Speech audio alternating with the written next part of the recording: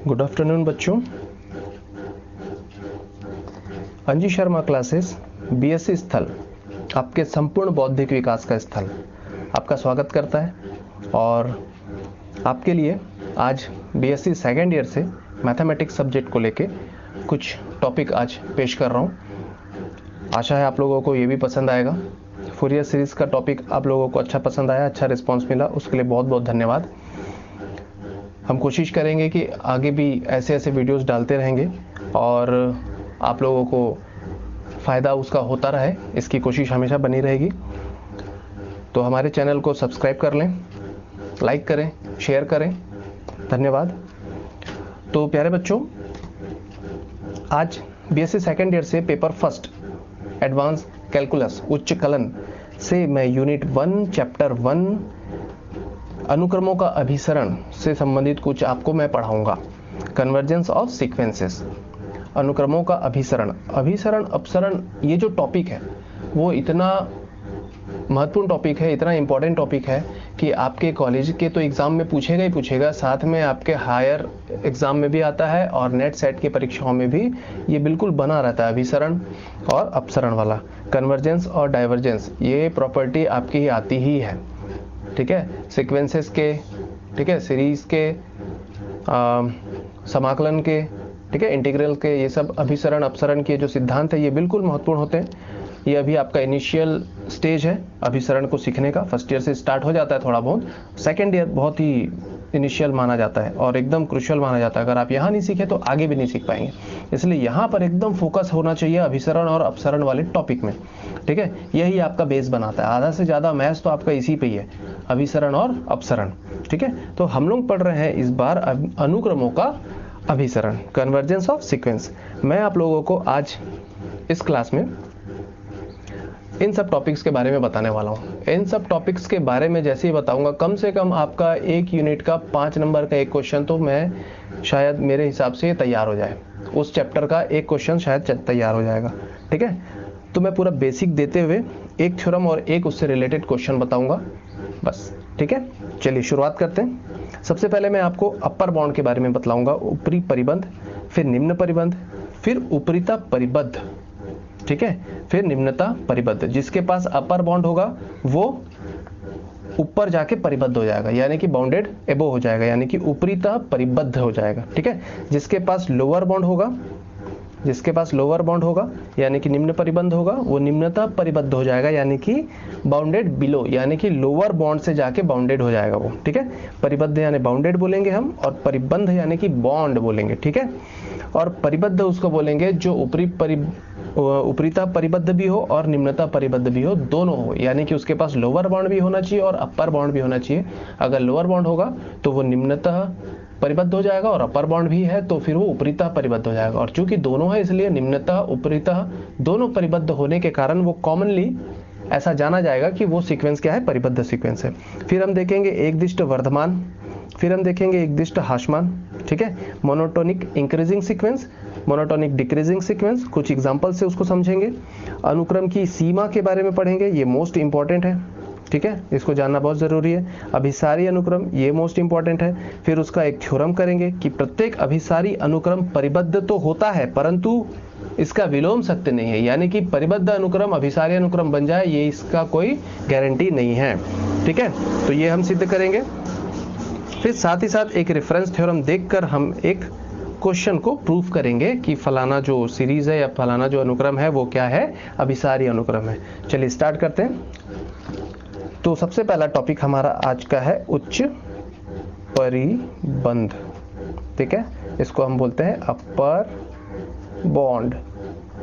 ठीक है, परिबंध यानी कि बॉन्ड, ये कोई वैल्यू है। ठीक है, परिबद्ध यानी कि ये कोई गुण है, परिबद्ध हो जाना, कि भाई मैं तो परिबद्ध हो चुका हूँ, है ना, ये प्रॉपर्टी है, गुण धर्म है। पर परिबंध क्या है, एक संख्यात्मक वैल्यू है। ठीक है, एक मान है, बॉन्ड।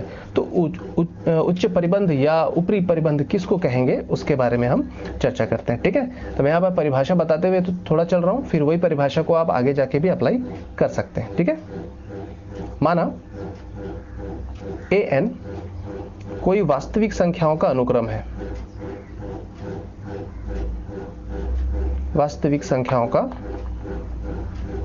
अनुक्रम है, ठीक है। an जहाँ पे n की वैल्यू 1 से लेके इन्फिनिटी तक के है, ठीक है। मतलब ये ऐसा दिखता होगा, a1 then a2 dash dash dash a3 आएगा, a4 आएगा, फिर an आएगा, फिर आगे an+1 भी आएगा, ठीक है। ऐसे करते करते और अनंत पदों तक जा रहा है, मतलब कि बहुत बड़े से बड़े पदों तक की ये विचरण कर रहा है, आगे तक जा रहा है, ठीक है। तो ऐसे विचरण करते करते ये जो an होता है, इस पद को हम बोलते हैं व्यापक पद, ठीक है।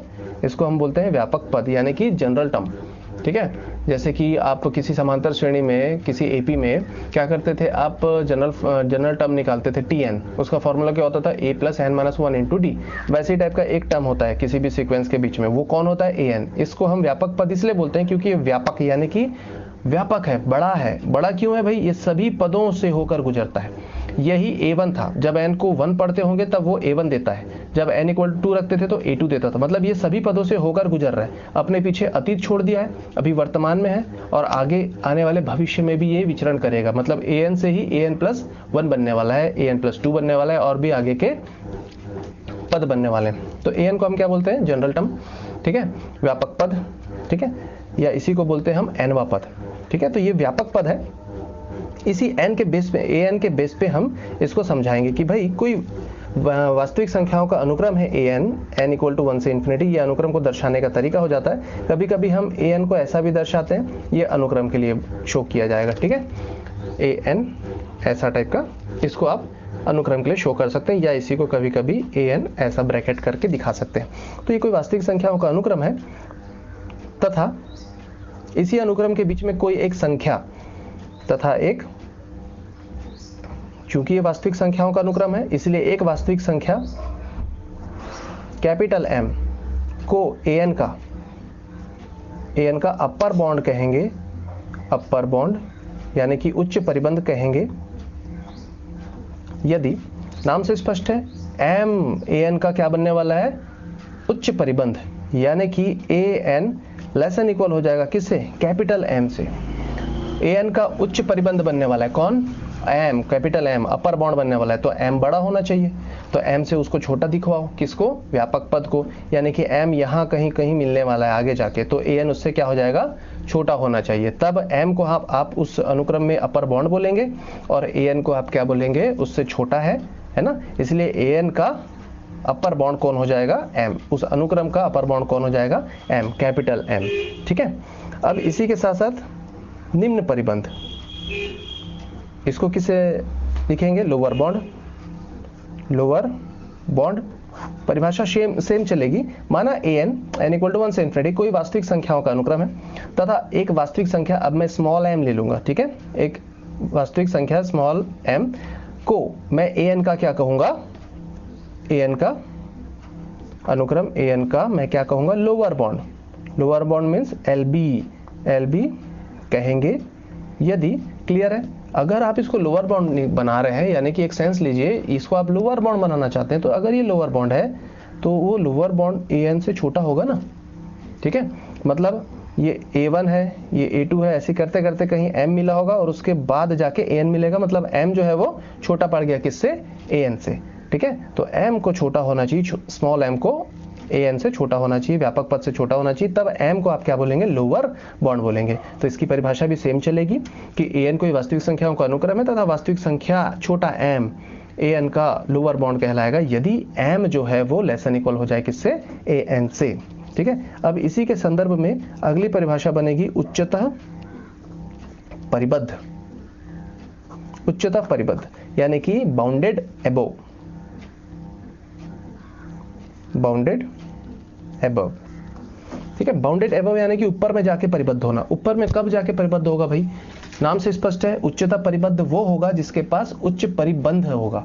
ऐसा सीक्वेंस जिसके पास अपर बॉन्ड का अस्तित्व है वही उच्चतः परिबद्ध हो सकता है, यानी कि ऊपर में जाके बाउंड हो सकता है, ठीक है। तो ऐसा अनुक्रम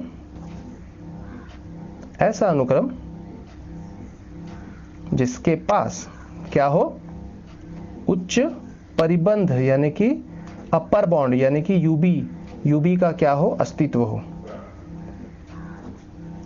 हो, उसे हम क्या कहेंगे, उच्चतः परिबद्ध अनुक्रम कहेंगे, उच्चतः परिबद्ध अनुक्रम कहेंगे। ये इसकी सामान्य सी परिभाषा हो गई, ठीक है। मतलब कि उसके पास क्या होना चाहिए, अपर बॉन्ड। निम्नता परिबंध, निम्नता परिबद्ध किसको कहेंगे, जैसे ही आप किसी अनुक्रम के पास लोअर बाउंड का अस्तित्व दिखा देते हैं, वो अनुक्रम क्या बन जाता है, निम्नता परिबद्ध बन जाता है, ठीक है, यानी कि बाउंडेड बिलो, ठीक है, नीचे में जाके वो बाउंड हो गया, यानी कि नीचे की कोई वैल्यू है जिसके द्वारा वो बाउंड हो रहा है, ठीक है, तो नीचे में जाके वो बाउंड हो गया, तो इसको और क्या बोल सकते हैं आप इंग्लिश में, बाउंडेड बिलो, ठीक है। तो सेम रहेगा, ऐसा अनुक्रम जिसके पास एक निम्न परिबंध यानी कि एलबी का अस्तित्व हो, उसे हम क्या कहेंगे, निम्नता परिबद्ध अनुक्रम कहेंगे। ये आई होप आप लोग कर सकते हैं। फिर इसके बाद आती है बात परिबद्ध अनुक्रम की। परिबद्ध अनुक्रम शाब्दिक तौर पर देखा जाए तो परिबद्ध मतलब होता है निम्नता परिबद्ध भी होना चाहिए और उच्चता परिबद्ध भी होना चाहिए, यानी कि उसके पास लोअर बाउंड भी होना चाहिए और अपर बाउंड भी होना चाहिए, तब मिलके उसको अपन क्या बोलेंगे, परिबद्ध अनुक्रम बोलेंगे। यानी कि परिबद्ध इज इक्वल टू निम्नता परिबद्ध प्लस उच्चता परिबद्ध, यानी कि उसके पास लोअर बाउंड भी होना चाहिए और अपर बाउंड भी होना चाहिए, ठीक है। यानी कि आप किसी an को, माना an कोई वास्तविक संख्याओं का अनुक्रम है, तब an को हम क्या कहेंगे, परिबद्ध कहेंगे, ठीक है। an एक अनुक्रम है, उस an को हम क्या कहने वाले हैं, परिबद्ध कहेंगे यदि, परिबद्ध कहेंगे यदि an के पास क्या हो, लोअर बाउंड हो। लोअर बाउंड मतलब कोई एक ऐसी संख्या an से छोटी पड़नी चाहिए, ये छोटी पड़ रही है, और an किसी एक संख्या से छोटा पड़ना चाहिए, यानी कि m से। तो ये m an के लिए अपर बाउंड के जैसा दिखेगा और ये छोटा m an के लिए लोअर बाउंड जैसा दिखेगा। और चूंकि an किसी लोअर बाउंड से लेके अपर बाउंड के बीच में विचरण कर रहा है, ठीक है, an बड़ा हो गया है छोटे m से और an छोटा हो गया है बड़े m से, इसका मतलब an m और m के बीच में क्या कर रहा है, लाई कर रहा है, विचरण कर रहा है। तो ऐसे केस में अनुक्रम an को क्या बोलते हैं, परिबद्ध अनुक्रम बोलते हैं, क्योंकि उसके पास लोअर बाउंड भी होएगा और अपर बाउंड भी होएगा, ठीक है। अब इसके बाद हम चलते हैं एकदिष्ट वर्धमान, ये सब हो गए हैं। अब हम चलते हैं एकदिष्ट वर्धमान की तरफ। एकदिष्ट वर्धमान अनुक्रम, एकदिष्ट वर्धमान अनुक्रम को हम इंग्लिश में पढ़ते हैं मोनोटोनिक इंक्रीजिंग सीक्वेंस। मोनोटोनिक यानी कि एक ही दिशा में, वर्धमान मतलब इंक्रीज होना, बढ़ते जाना, ठीक है, और अनुक्रम यानी कि एक ही दिशा में बढ़ते जाना। ये पहला टर्म हो गया, ये दूसरा टर्म हो गया, ये तीसरा टर्म, ये चौथा टर्म, ये पांचवा, जो भी है आगे चलते रहेगा, ठीक है। फिर उसके बाद आने वाले टर्म बड़े होते जाएंगे, तो इनको हम बोलेंगे एकदिष्ट वर्धमान अनुक्रम। इनको हम पढ़ेंगे एकदिष्ट वर्धमान अनुक्रम, ये बढ़ रहे हैं, ठीक है, लगातार। तो माना, तो इसको पहचाना कैसे जाएगा, देखो मान के चलो ये an है, व्यापक पद an, इसके बाद वाला टर्म क्या होगा, an+1। एकदिष्ट वर्धमान अनुक्रम होता किसको है, किसको बोलते हैं, जब आगे आने वाला पद पिछले पद से क्या हो, बड़ा हो। आगे आने वाला पद पिछले पद से बड़ा हो तो क्लियरली ये इंडिकेट करता है कि ये एकदिष्ट वर्धमान है, यानी कि बढ़ता हुआ अनुक्रम है। तो माना an कोई वास्तविक संख्याओं का अनुक्रम है, तब an को आप क्या कहेंगे, एकदिष्ट वर्धमान अनुक्रम कहेंगे यदि, एकदिष्ट वर्धमान अनुक्रम कहेंगे यदि an+1 आगे आने वाला टर्म क्या हो, ग्रेटर इक्वल हो an से, यानी कि बड़ा बराबर हो an से। इसको हम पढ़ते हैं an+1 छोटा ना हो an से, ठीक है। हालांकि ये थोड़ा सा कंफ्यूजिंग लगता है, इसलिए अपन सिंपल वे में क्या पढ़ते हैं, an+1 ग्रेटर इक्वल an। ये अपने को अर्थ भी दिखाता है कि भाई हाँ an+1 बढ़ा जा रहा है किससे, an से, ठीक है। तो ये इसकी परिभाषा हो गई। सब रीजनिंग टाइप का है, आपके तर्क टाइप का है, आप तर्क लगाइए और उसको समझने की कोशिश कीजिए, सभी परिभाषा में ही छुपा हुआ है, सभी अर्थ। तो an+1 ग्रेटर इक्वल होगा an से। अगर मैं मान लो एक केस बना रहा हूँ, इफ केस है, यदि an+1 ग्रेटर देन an हो, ठीक है, तब क्या होगा, सोचिए an+1 अभी चांसेस है बराबर होने के, an के अगला पद जो है an के बराबर होने के चांसेस भी हैं, बड़ा भी हो सकता है या बराबर भी हो सकता है, तो बराबर होने के चांसेस भी हैं। पर अगर मैं बराबर होने के चांसेस हटा दूं, an+1 greater than only an, ठीक है, मतलब an+1 बड़ा ही है an से, तो इसको ये किस चीज को दर्शा रहा है, ये दर्शाता है तब सीक्वेंस दृढ़तः वर्धमान है, दृढ़तः वर्धमान अनुक्रम है। क्या मतलब हुआ? अगर मैं बराबर का कंडीशन हटा भी दूं, बराबर होने के चांसेस भी हैं यहाँ पर अगर बराबर होने के कंडीशन हटा दूं तो an+1 डेफिनेटली बड़ा है, यानी कि स्ट्रिक्टली वो बोल रहा है कि मैं इंक्रीजिंग ही हूं, स्ट्रिक्टली इंक्रीजिंग सीक्वेंस, यानी कि कड़ाईता से आप बोल रहे हैं कि ये सिर्फ बढ़ेगा, ठीक है, इंक्रीजिंग सीक्वेंस ये, तो उसको क्या बोलते हैं अपन? दृढ़ता, ठीक है। अगर बराबर के चांसेस हटा दिए तो स्ट्रिक्टली इंक्रीजिंग सीक्वेंस, यानी कि दृढ़ता वर्धमान अनुक्रम। इसी प्रकार एकदिष्ट हाशमान यानी कि घटता हुआ अनुक्रम, एकदिष्ट हाशमान मोनोटोनिक डिक्रीजिंग सीक्वेंस। तो इसमें क्या बोलेंगे आप? माना an कोई वास्तविक संख्याओं का अनुक्रम है, तब an को आप क्या कहेंगे? एकदिष्ट हाशमान अनुक्रम कहेंगे। यदि अनुक्रम कहेंगे यदि, सोचो, ग्राफ बनाओ, घटाते हुए चलाओ, ये देखो पहला टर्म, फिर दूसरा टर्म, ये a1 हुआ, फिर ये a2 हुआ, फिर तीसरा टर्म को और घटा दो, ये a3 हुआ, ठीक है, ऐसे एक लाइन खींच के, फिर ये a4 हुआ। ऐसे करते करते ये मान लो ये घटता हुआ an मिला और उसके बाद वाला an+1, ठीक है। तो आगे आने वाला टर्म अगर पिछले वाले टर्म से छोटा है तो आपको कौन सी सीरीज मिल रही है? घटती हुई सीरीज या घटता हुआ सीक्वेंस मिल रहा है, ठीक है। आगे आने वाला टर्म पिछले टर्म से क्या हो? छोटा दिखे, यानी कि an+1 लेस एन इक्वल हो किससे? an से, ठीक है, an+1 लेस एन इक्वल हो an से, तब आप बोलेंगे कि भाई ये एकदिष्ट हाशमान अनुक्रम है, ठीक है। अब इफ केस यहाँ पे फिर बना रहा हूं मैं, यदि ऐसा हो जाए, ये स्थिति अगर मैं पैदा कर दूं, an+1 ओनली लेस देन है an से, यानी कि आगे आने वाला पद पीछे वाले पद के बराबर होने का चांसेस आप हटा दिए, वो छोटा ही है, बस बराबर हो ही नहीं सकता, वो छोटा ही है, तो आप क्या बोलेंगे इसको? स्ट्रिक्टली डिक्रीजिंग सीक्वेंस, यानी कि दृढ़ता हाशमान सीक्वेंस, ठीक है। तब तो अगर an+1 less than only an हो, तब अनुक्रम जो हो जाएगा वो क्या हो जाएगा? दृढ़ता हाशमान, ठीक है। आशा करता हूं इतना सब चीज समझ में आया होगा, ठीक है। इसके बाद कुछ उदाहरण है, कुछ उदाहरण देख लीजिए, उदाहरण से आपको और अच्छे से समझ में आ जाएगा, ठीक है। अब देखिए, अगर मैं एक एग्जांपल लूं, 1 3 5 7 डैश डैश डैश डैश, ठीक है, ये एक मैं सीक्वेंस ले लिया, ठीक है ना।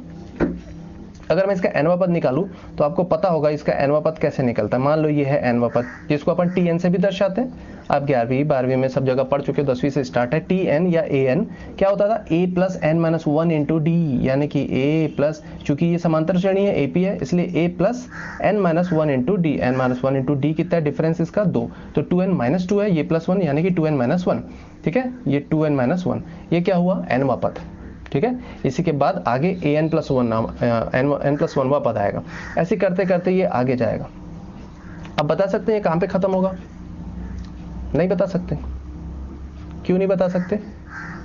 क्योंकि ये वास्तविक संख्याओं का एक अनुक्रम है ना, और वास्तविक संख्या अपने आप में प्राकृत संख्याएं रखी रहती है अपने अंदर। वास्तविक संख्याओं का जो सेट है उसके अंदर खुद घुसा होता है क्या?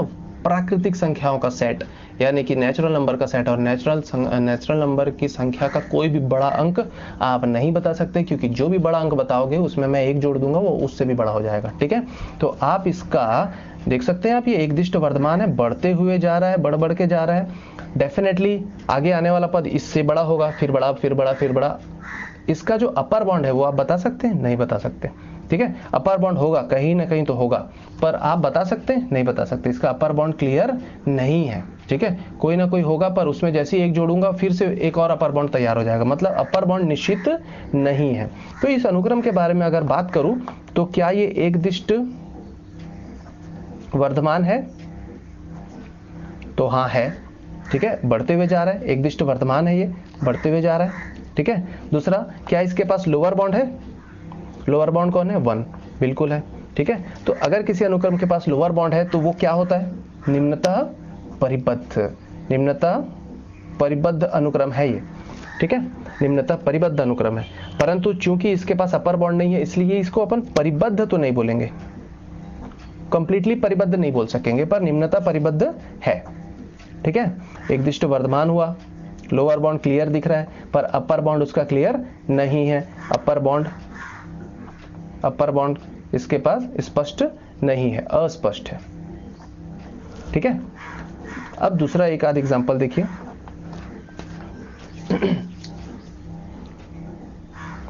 इसी को मैं चेंज कर दूं, -1, -3, -5, -7 डैश डैश डैश डैश, इसका जो भी nवां पद आ रहा होगा, यानी कि -2n-1 टाइप का कुछ आ रहा होगा, है ना। और आगे जाके देखिए ये क्या है, एक दिष्ट वर्धमान है कि ह्रासमान है। दिखता ऐसा है कि बढ़ते हुए जा रहा है, पर नहीं, माइनस लगे हैं सभी टर्म में। अगर माइनस लगे हुए हैं सभी टर्म में, इसका मतलब कि क्या है, ये -1 और -3 में कौन बड़ा है? -1 बड़ा है। ठीक है, -1 बड़ा है -3 से। संख्यात्मक रूप से जो बड़ा दिखता है, जब आप ऋण लगा देते हैं तो वही सबसे छोटा हो जाता है। तो ये छोटा हो गया, फिर इसमें कौन छोटा हो गया? ये छोटा हो गया, फिर इसमें कौन छोटा हो गया? ये छोटा हो गया। मतलब इधर से सब छोटे होते जा रहे हैं। ठीक है, मतलब यहाँ कहीं एकदम छोटी वैल्यू आएगी कोई, ठीक है, यहाँ कोई एकदम छोटी वैल्यू आएगी जिसको अपन क्या बोलेंगे? m, ठीक है ना। पर वो छोटी वैल्यू क्लियर नहीं है, यानी कि इसका लोअर बाउंड क्लियर नहीं है, परंतु अपर बाउंड इसका क्लियर है, क्योंकि इससे बड़ा फिर इधर कोई नहीं रख रहे हैं हम इस सेट में। ठीक है, तो इसका अपर बाउंड कितना है? अच्छा, क्या ये एक दिष्ट वर्धमान है? क्या ये एक दिष्ट वर्धमान है? नहीं, ये एक दिष्ट ह्रासमान है। ये ऐसा घटते हुए जा रहा है। ठीक है, एक दिष्ट ह्रासमान है, ये एक दिष्ट ह्रासमान अनुक्रम हुआ। क्या इसके पास अपर बाउंड है? तो हाँ है। कौन है इसका अपर बाउंड? -1। क्या इसके पास लोअर बाउंड है? नहीं है, अस्पष्ट है। लोअर बाउंड होगा जरूर, पर उसमें फिर एक मैं प्लस कर दूं तो फिर वो क्या हो जाएगा, फिर वो आगे जाके और छोटा हो जाएगा। ठीक है, अगर मैं -1 और कर दूं तो। ठीक है, तो लोअर बाउंड ये हुआ, ये अस्पष्ट है। और साथ ही साथ आप इसको देख सकते हैं, इसके पास चूंकि अपर बाउंड है इसलिए ये उपरितः परिबद्ध कहलाएगा। ये क्या कहलाएगा? उपरितः परिबद्ध। उपरितः परिबद्ध है, परंतु परिबद्ध नहीं है। क्यों नहीं है परिबद्ध? क्योंकि इसके पास लोअर बाउंड का अस्तित्व नहीं है। ये उपरितः परिबद्ध है, परंतु निम्नतः परिबद्ध नहीं बन पा रहा है, इसलिए ये परिबद्ध नहीं हो पाएगा। ठीक है, तो ये सब चीजें हैं। एक और एग्जांपल देख लीजिए।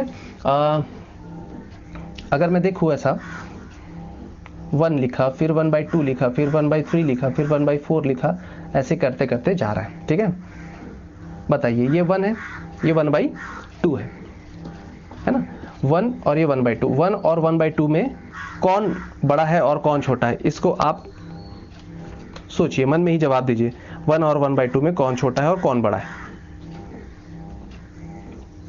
1 और 1/2 में 1 बड़ा है और 1/2 क्या है? छोटा है। ठीक है, 1/2 उसका छोटा है, यानी कि 1/2 और 1/3 में फिर कौन बड़ा है कौन छोटा है? तो जैसे जैसे आप नीचे की संख्या बढ़ाते हैं वो और छोटा हो जाता है। मतलब 1/2 से 1/3 और छोटा है, 1/3 से 1/4 और छोटा है। ठीक है, तो ऐसे ही करते करते करते करते ये सीक्वेंस जो है वो डिक्रीजिंग सीक्वेंस बन जाता है। मतलब ये क्या है? एक दिष्ट ह्रासमान सीक्वेंस है। ये क्या हो गया? एक दिष्ट ह्रासमान अनुक्रम। ये एक दिष्ट ह्रासमान अनुक्रम हो गया। ठीक है, ये 1 कौन है? लोअर बाउंड की अपर बाउंड? देखो इधर की वैल्यू सबसे बड़ी थी, फिर बाद में सब छोटी होते होते होते होते जा रही है। ठीक है, तो ये क्या है? Upper bound. अपर बाउंड क्या हो जाएगा इसका? 1। ठीक है, क्या इसका लोअर बाउंड है? क्या इसका लोअर बाउंड है? सोच के देखिए आप। ठीक है, क्या इसका लोअर बाउंड है? अगर मैं इसका nवां पद देखने की कोशिश करूं तो इसका nवां पद an कौन मिलेगा मेरे को? 1 के नीचे में कुछ नहीं, मतलब 1। तो 1 2 3 4 ऐसा करते करते इसका nवां पद मेरे को क्या मिल जाएगा? ये 1 तो ऊपर का कॉमन है, क्या मिल जाएगा? n। ठीक है, और इसको आगे बढ़ाऊंगा an+1, और इसको आगे बढ़ाऊंगा an+2, ऐसे करते करते आगे बढ़ाऊंगा। ठीक है, n की वैल्यू जैसे जैसे मैं बढ़ाते जाऊंगा वैसे वैसे वो उधर 1/∞ की वैल्यू आते जाएगी। 1/∞ की वैल्यू आ रही है, इसका मतलब क्या हुआ? 1/∞ की वैल्यू आ रही है, इसका मतलब हो जाएगा 1/∞ जाके क्या बनता है? 1/∞ 0 बनता है। मतलब इसका लोअर बाउंड 0 हो सकता है। ठीक है, जैसे जैसे मैं limit n tends to infinity करूंगा, यानी कि मैं n को जितना बढ़ाते जाऊंगा, है ना, तो ये अनुक्रम जो है वो, क्योंकि इस अनुक्रम को आप n = 1 से इन्फिनिटी पढ़ेंगे तो कहीं ना कहीं n जो है इन्फिनिटी तक जाएगा। तो 1/n का जो फॉर्मेट है वो क्या बना चुका होगा? 1/∞, दैट मीन्स 0, यानी कि इसका लोअर बाउंड भी तय है। कौन है वो लोअर बाउंड? 0। ठीक है, तो ये 0 उसका क्या बन जाएगा? लोअर बाउंड बन जाएगा। ठीक है, लोअर बाउंड क्या हो गया? 0, इसलिए उपरितः परिबद्ध भी है। और निम्नता परिबद्ध भी है, सो दैट ये क्या कहलाएगा, एक प्रकार से परिबद्ध अनुक्रम भी कहलाएगा। ये एक परिबद्ध अनुक्रम होगा, ठीक है। फिर बात आती है किसकी, इस सीक्वेंस पे ध्यान दीजिए, -1 की घात n। -1 की घात n को जब मैं तोड़ता हूँ n = 1 से इन्फिनिटी के लिए, ये एक सीक्वेंस बना दिया, n = 1 रखिए, n = 1 रखेंगे तो -1 की पावर 1 मतलब -1, फिर 2 रखा तो +1, फिर -1 आएगा, फिर +1 आएगा, फिर -1 आएगा, फिर +1 आएगा, ऐसे करते करते ही आगे बढ़ते रहेगा, ठीक है। इस अनुक्रम को ध्यान दीजिए, ये अनुक्रम लोअर बाउंड भी रखता है और अपर बाउंड भी। लोअर बाउंड कौन है, सबसे छोटी राशि, सबसे छोटी राशि कौन है, -1। अपर बाउंड भी रखता है, यानी कि सबसे बड़ी राशि, सबसे बड़ी राशि कौन है, +1। अगर इसके पास लोअर बाउंड है तो ये क्या कहलाएगा, निम्नता परिबद्ध,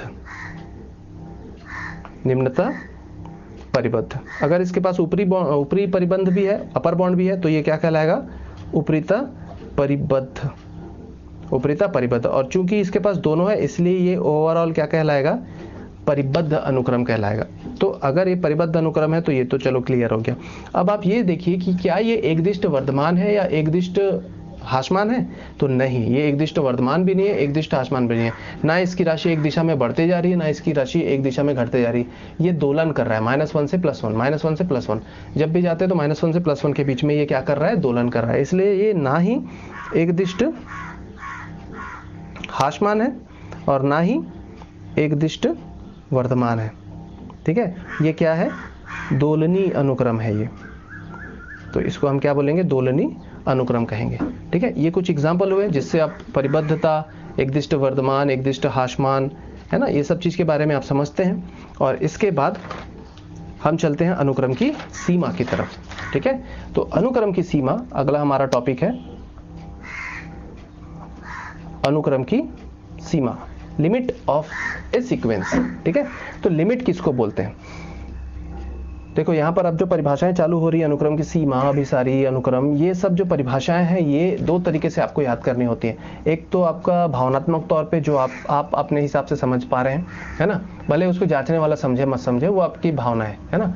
तो कई जांचने वाले उस भावना को समझ जाते हैं और कई जांचने वाले उस भावना को नहीं समझते, बुकिश लैंग्वेज ही मांगते हैं, है ना। कुछ खड़ूस ऐसे टीचर होते हैं जो बुकिश लैंग्वेज में ही जांचना पसंद करते हैं, है ना। उनको समझ नहीं आता है कि अपन तर्क लगाएं कि बच्चा सही लिख रहा है कि क्या लिख रहा है। तो ऐसे टीचर्स अगर हमारे सपेड़े में आ गए तो क्या करेंगे, हाँ, अगर मैं आपके जैसा एक स्टूडेंट हूँ तो मैं पहले तो भावनात्मक तौर पे याद करूंगा। वो एक ऐसी लैंग्वेज होती है जो मुझे समझ में आती है, ठीक है, पर दूसरे को समझ नहीं आ रही है। और एक लैंग्वेज होती है बुकिश, तो मैं बुकिश भी याद करूंगा।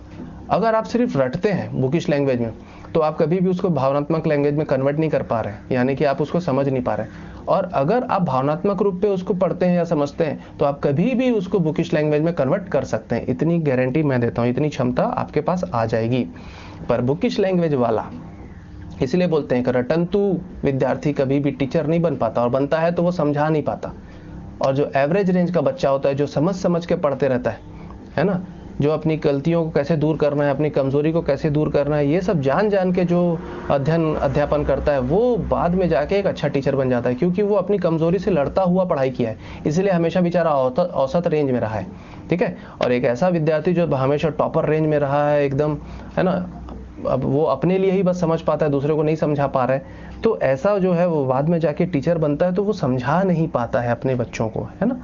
तो हमको क्या करना है, मैं इधर उधर की बात नहीं करना चाहता, अनुक्रम की सीमा पे मैं फोकस कर रहा हूँ। एक भावनात्मक लैंग्वेज होती है और एक होती है बुकिश लैंग्वेज। मैं पहले आपको बुकिश लैंग्वेज बता देता हूँ, ठीक है, आप इसको देख लीजिए कैसे होता है ना। मैं रटा नहीं हूँ, मैंने भावनात्मक तौर पे इसको समझ लिया है, इसलिए मेरे को ये रटा जाता है कभी भी। और अगर मैं रटा चुका होता, मेरे को रटा हुआ होता तो मैं सिर्फ आपको रटा हुआ लैंग्वेज में लिख देता और यही परिभाषा, इसको रट लो रे, यही बोलता, पर मैं उसको भावनात्मक रूप में समझा नहीं पाता। परंतु मैं भावनात्मक रूप में जानता हूँ, इसलिए मैं रट भी पाता हूँ, ठीक है। अब रटी हुई लैंग्वेज देखिए जो बुकिश लैंग्वेज है, उसको कोई जांचने वाला काट भी नहीं सकता। अनुक्रम की सीमा, अनुक्रम की सीमा क्या होती है, तो सबसे पहले तो आप देखिए परिभाषा जब आप चालू करते हैं तो आप क्या परिभाषित कर रहे हैं, सीमा किसकी, अनुक्रम की। तो पहले आप अनुक्रम को मानिए, प्रारंभिक से अंतिम की ओर जाते हैं कभी भी, है ना, गणित में या किसी भी विषय में प्रारंभिक से अंतिम की तरफ। तो माना पहले अनुक्रम को मानिए भाई, माना AN, है ना, AN या SN चलाएंगे। अब आपके बुक में SN चलेगा ज्यादातर, तो Sn चलाइए, An की जगह Sn चल रहा है, माना Sn n इक्वल टू 1 से इन्फिनिटी कोई वास्तविक संख्याओं का अनुक्रम है, वास्तविक संख्याओं का अनुक्रम है, तथा एक वास्तविक संख्या L, एक वास्तविक संख्या L है, ठीक है, अनुक्रम के बीच में कहीं या अनुक्रम में एक वास्तविक संख्या L का अस्तित्व है, ठीक है। तब इस संख्या को L को उस अनुक्रम Sn की क्या कहेंगे हम, सीमा। तब L को अनुक्रम Sn की सीमा कहेंगे यदि for all epsilon greater than 0 there exist m0 belongs to n, इस प्रकार है कि mod Sn minus L less than epsilon for all n greater than equal m0। सोचो ये कोई लैंग्वेज को अगर मैं 100 बार भी लिखूंगा तो एक बच्चा बेचारा कभी भी याद नहीं कर पाएगा। इस लैंग्वेज को जनरली टीचर बोलते हैं रट लो। ये सीमा के अस्तित्व को कैसे बतलाता है, इसके बारे में कोई चर्चा करते होंगे, कई लोग करते होंगे, मैं भी यहाँ वही करना चाहता हूँ। अब आप ये सुनिए कि ये तो बुकिश लैंग्वेज है, ठीक है। अब ये बुकिश लैंग्वेज का हर एक टर्म क्या क्या कहना चाहता है उसको सुनिए, उसको देखिए। अनुक्रम की सीमा का मतलब क्या होता है, अब भावनात्मक लैंग्वेज में सीखिए, ठीक है। भावनात्मक लैंग्वेज क्या होती है? भावनात्मक लैंग्वेज आपकी 2-3 लाइन में खत्म हो जाती है या कुछ ही चंद शब्दों में खत्म हो जाती है, ठीक है। मैं जानता हूं कि सीमा मतलब क्या होता है, मेरे घर की बाड़ी या मेरे घर का जो बाउंड्री है, ठीक है, ईंटे से बनी हुई बाउंड्री, वो मेरी सीमा है। लॉकडाउन में आप अपनी सीमा से बाहर नहीं जा सकते, ठीक है, कुछ जरूरी हुआ तो जाएंगे। आप उस सीमा तक के जाते हैं, क्या बाउंड्री के ऊपर खड़े होकर देखते हैं किसी को? नहीं, मतलब सीमा के ऊपर आप विचरण नहीं कर सकते, यानी कि सीमा वह वैल्यू है जिसको हम ग्रहण नहीं करना चाहते, ठीक है, उसके अंदर ही रहना चाहते हैं, मतलब कि हम लेस देन L रहेंगे, ठीक है। L तक के विचरण कर सकते हैं, अपनी सीमा L तक के विचरण कर सकते हैं, अपनी बाउंड्री तक के विचरण कर सकते हैं, परंतु बाउंड्री के ऊपर खड़े होकर घूमने का काम नहीं करेंगे, ठीक है। और उसके उस पार चले गए तो आप नियम तोड़ दिए, तो उस पार भी नहीं जा सकते, तो अंदर ही रहना है अपने सीमा के अंदर। तो मैं ये बोल रहा था कि किसी अनुक्रम की सीमा L है ना, तो इसका जो मैथमेटिकल फॉर्म है वो ये है, दर्शाने का तरीका, limit n tends to infinity Sn equal to L। Sn में जब मैं n को इन्फिनिटी तक बढ़ाता हूं, यानी कि Sn और आगे जा रहा है, तब उसकी सीमा क्या हो जाती है, L। मतलब Sn की सीमा क्या हो जाती है, L, जब मैं n को क्या करता हूं, बढ़ाते जाता हूं। चलिए बढ़ाइए, चलिए S1 मिला, S2 मिला।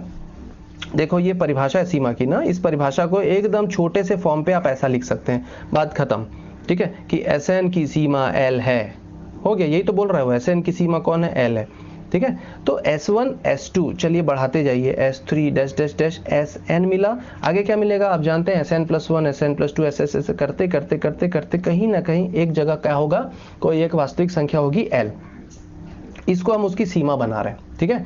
तो सीमा बनाने की एक ही लाइन है, Sn minus L less than epsilon. अब ये जो तामझाम चलता है ना उसके पीछे का, for all epsilon greater than 0 there exist m0 belongs to n, ये जो तामझाम चलता है ये इसी में डर जाता है बेचारा बच्चा। अब इसमें डरना नहीं है, ये तामझाम को अपन क्लियर कर लेंगे। पहले आप इसको क्लियर कीजिए, mod Sn minus L less than epsilon, इसको क्लियर कीजिए। क्या बोलता है ये? मॉड मतलब क्या होता है, दूरी, एक प्रकार की दूरी। Sn माइनस L, दूरी धनात्मक होती है इसलिए मैं इन दोनों के बीच में क्या लगा के रखूंगा, मॉड, ठीक है। दूरी धनात्मक होगी इसलिए इनके बीच लगा के रखेंगे अपन मॉड। तो Sn माइनस L, Sn में से L को जब मैं घटाता हूँ, ये भी एक मान है, ये भी एक मान है, जब दोनों मानों के बीच हम घटाने का काम करते हैं, तो घटाते मतलब क्या होता है, डिफरेंस, ठीक है। जब दो मानों को आप घटाते हैं तो उनके बीच का डिफरेंस निकलता है, डिफरेंस मतलब उनके बीच की दूरी निकलती है। तो जब Sn और L के बीच की दूरी यानी कि उनके बीच का डिफरेंस यानी कि उनके बीच का माइनस, उनके बीच का जो डिफरेंस है वो बहुत ज़्यादा छोटा हो, एप्सिलॉन इतनी छोटी राशि होती है कि ये 0 से 1 के बीच में माना जाता है। स्वेच्छा से हम कभी कभी 1 पकड़ लेते हैं, ठीक है, परंतु इसको इतनी छोटी राशि मानी गई है कि लगभग आप इसको 0 जैसा ट्रीट कीजिए। तो ये 0 से भी छोटी राशि ऐसा समझ लीजिए आप, ठीक है। तो Sn और L के बीच का डिफरेंस इतना कम हो गया कि 0 जीरो से भी छोटा, मतलब सोचिए Sn L तक नहीं पहुंच गया भाई, डिफरेंस कम हो गया, दोनों के बीच का डिफरेंस कम हो गया, इसका मतलब Sn कहां तक पहुंच गया, L तक, वो ही है उसकी सीमा। Sn विचरण करते करते L तक पहुंच गया, उनके बीच का डिफरेंस क्या हो गया, एकदम कम हो गया। एकदम कम मतलब वो दीवार के पास चला गया, टच कर दिया, अब दीवार पे चढ़ नहीं सकता, क्योंकि Sn इक्वल टू L नहीं लिख सकता मैं, क्योंकि एप्सिलॉन को आप जीरो नहीं लेंगे, ठीक है। एप्सिलॉन 0 और 1 के बीच में रहता है, जीरो ऐसा ट्रीट जरूर करते हैं, है ना, एकदम छोटी राशि हो गई है, एप्सिलॉन बहुत छोटी राशि, उससे भी छोटा इनका मान हो गया, इनके बीच का डिफरेंस हो गया, है ना। तो आप Sn को L तो नहीं लिखेंगे, परंतु Sn L तक के चला गया है, उनके बीच का डिफरेंस, उनके बीच का विचरण बहुत ही कम हो गया, छोटा हो गया। तो ये है शाब्दिक अर्थ सीमा का, कि भाई कोई अनुक्रम अपनी सीमा को ग्रहण करने जा रही है, इसका मतलब उस अनुक्रम और उस सीमा के बीच का डिफरेंस बहुत ही कम होना चाहिए, तभी आप उसको उसकी सीमा बोलेंगे, L को उसकी सीमा बोलेंगे, ठीक है। तो अब इसको याद करने का तरीका, अब इसको लिखोगे कैसे, ये लाइन तो आप, ये तो भावनात्मक फॉर्म हो गया, अब रटना भी है थोड़ा सा, भावनात्मक के बाद रटना बहुत ईजी है। अब इस लाइन को थोड़ा सा रट लीजिए, क्या, for all epsilon greater than 0 there exist m0 belongs to n, ठीक है। n को यहाँ पर पूर्णांक संख्या के रूप में लेते हैं, ठीक है, ये पूर्णांक संख्या टाइप का रहता है। तो m0 बिलोंग्स टू n इस प्रकार है कि Sn minus L less than epsilon for all n greater than equal m0। ये m0 एक स्थिर संख्या है, स्थिर पूर्णांक संख्या है। जैसे आप संख्या रेखा पे देखे होंगे, पहले क्या आएगा, n आएगा, 1 आएगा, फिर 2 आएगा, फिर 3 आएगा, ऐसे करते करते n आएगा। तो n जो है वो m0 से आगे निकल चुका है, मतलब m0 कहीं ना कहीं छूटा होगा, पहले S1 आया, फिर S2 आया, फिर S3 आया, ऐसे करते करते m0 आएगा, फिर उसके बाद कहीं ना कहीं Sn आएगा, यानी कि Sn के पहले आप क्या देखते हैं, m0, उस m0 को क्रॉस करके nवा टर्म यानी कि Sn आपको आगे जाके मिल रहा है। तो आप ये बताते हैं कि Sn आगे विचरण कर रहा है, गमन करना चालू कर दिया, तो तभी तो आप इसको बता पाएंगे कि Sn L की तरफ विचरण करने जा रहा है। तो आप बताइए कि Sn में जो n टर्म है वो किसी m0 से, एक स्थिर संख्या से आगे बढ़ चुका है। जैसे ये स्थिर संख्या है 1 2 3, ये सब S3 S2 ये सब स्थिर संख्या है, ये विचरण नहीं करते, विचरण कौन करता है, Sn। तो Sn किसी एक स्थिर संख्या से आगे निकल चुका है ना, तो वो घूमने जा रहा है आगे, तो घूमते घूमते कहां तक चले जाएगा, L तक। तो ये भी बताना जरूरी है ना, n is greater than equal m0। साथ ही साथ for all epsilon greater than 0, ये तो कंप्लीट ही रहता है ये हर जगह, बस ये बता दीजिए एक, तो बस ये लाइन और ये लाइन को लिखना है, और ये तो आपको भावनात्मक तौर पे याद हो ही जाएगा। अगर आप सीमा को समझ गए हैं तो विचरण होना चाहिए वहां तक के, और उनके बीच का डिफरेंस क्या होना चाहिए, बहुत ही कम, तो मतलब वो वहां तक पहुंच गया। ये Sn है, ये L है, भाई डिफरेंस कम हो रहा है, मतलब पहुंच गया, टच कर दिया उसको, ठीक है। तो ये अनुक्रम की सीमा है, समझने के लिए इतना बड़ा है, पर भावनात्मक तौर पे इतना सा बस है, ठीक है। आशा करता हूं समझ में आया होगा। हम आगे बढ़ रहे हैं, इसके बाद आपको बात करते हैं हम अभिसारी अनुक्रम की। अभिसारी अनुक्रम कन्वर्जेंस सीक्वेंस। अभिसारी यानी कि क्या होता है, बहुत सारी राशियां किसी एक मान की तरफ क्या हो, अग्रसर हो, तो उसको हम बोलते हैं अभिसारिता, कन्वर्जेंट होना, ठीक है, कन्वर्जेंट होना। अब ये बहुत सारा मान क्या है, यहाँ पर हम अनुक्रम पढ़ रहे हैं, तो ये A1 A2 A3 A4 ऐसे करते करते An है ना। तो किसी अनुक्रम का व्यापक पद की सीमा अगर किसी एक मान की तरफ अग्रसर हो तो उसको आप क्या बोलेंगे, अभिसारी अनुक्रम, ठीक है। तो अभिसारी अनुक्रम का सीधा तात्पर्य होता है, इसी से रिलेट कर रहा हूँ, ज़्यादा तामझाम नहीं बना रहा, अनुक्रम अभिसारी तब कहलाएगा जब उसके पास एक निश्चित सीमा का अस्तित्व हो, ठीक है। तो An कोई, फिर बोल रहा हूं आपको, अभिसारी अनुक्रम, आप अनुक्रम को अभिसारी ला रहे हैं, तो सबसे पहले प्रारंभिक से अंतिम में जाइए, आप पहले अनुक्रम बताएंगे। तो माना An कोई वास्तविक संख्याओं का अनुक्रम है, ठीक है, तब An अभिसारी अनुक्रम कहलाएगा। मैंने पहले प्रारंभिक बनाया, फिर उसके बाद अंतिम बना रहा हूं। अनुक्रम को अभिसारी ला रहे हो, ना कि अभिसारी को अनुक्रम बता रहे हो। अनुक्रम को पहले मानिए, माना An कोई अनुक्रम है, तब An अभिसारी अनुक्रम कहलाएगा यदि, ये परिभाषित करने का तरीका होता है,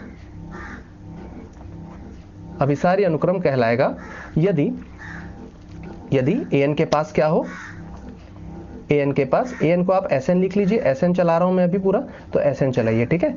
Sn के पास क्या हो, एक निश्चित सीमा का अस्तित्व हो, अनुक्रम के पास एक निश्चित सीमा का अस्तित्व हो, निश्चित सीमा का क्या हो, अस्तित्व हो, अर्थात limit n tends to infinity Sn equal to L, ये अभिसारी अनुक्रम की परिभाषा हो गई। एक प्रकार से शाब्दिक अर्थ है ये, ठीक है। परिभाषा वही रहेगी, क्या? फॉर ऑल, सीमा की परिभाषा लगेगी इसमें भी। For all epsilon greater than 0 there exist m0, एक स्थिर संख्या, स्थिर पूर्णांक संख्या बिलोंग्स टू n, इस प्रकार है कि Sn minus L less than epsilon. For all n जो है वो m0 से आगे निकल चुका है, यानी कि S1 S2 करते करते आगे m0 आया होगा, उससे भी आगे निकल चुका है Sn, और वो फिर और आगे जा रहा है L की तरफ, ठीक है। For all n greater than equal m0, ठीक है। तो यही परिभाषा सीमा की भी है और यही परिभाषा अभिसारी अनुक्रम के लिए भी काम करेगी, ठीक है। इतनी चीजें बता देने के बाद, ठीक है, अभिसारी अनुक्रम तक हो गया। अब उसके बाद हम चलते हैं हमारे एक थ्योरम की तरफ, जो कि है बहुत ही इंपॉर्टेंट थ्योरम है, 5 नंबर का फंसता है ना। एक साल आ गया होगा तो अगले साल नहीं आएगा, परंतु जिस साल नहीं आया होगा उसके अगले साल के इसके चांसेस बनते हैं। प्रत्येक अभिसारी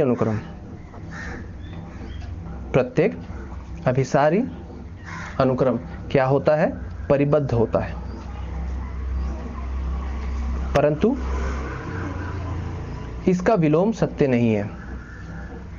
इसका विलोम सदैव सत्य नहीं है, यानी कि परिबद्ध अनुक्रम अभिसारी हो जाए इसकी कोई गारंटी नहीं है, ठीक है। याद रखिए, मैं ये बोलना चाह रहा हूं कि प्रत्येक अभिसारी अनुक्रम क्या हो जाता है?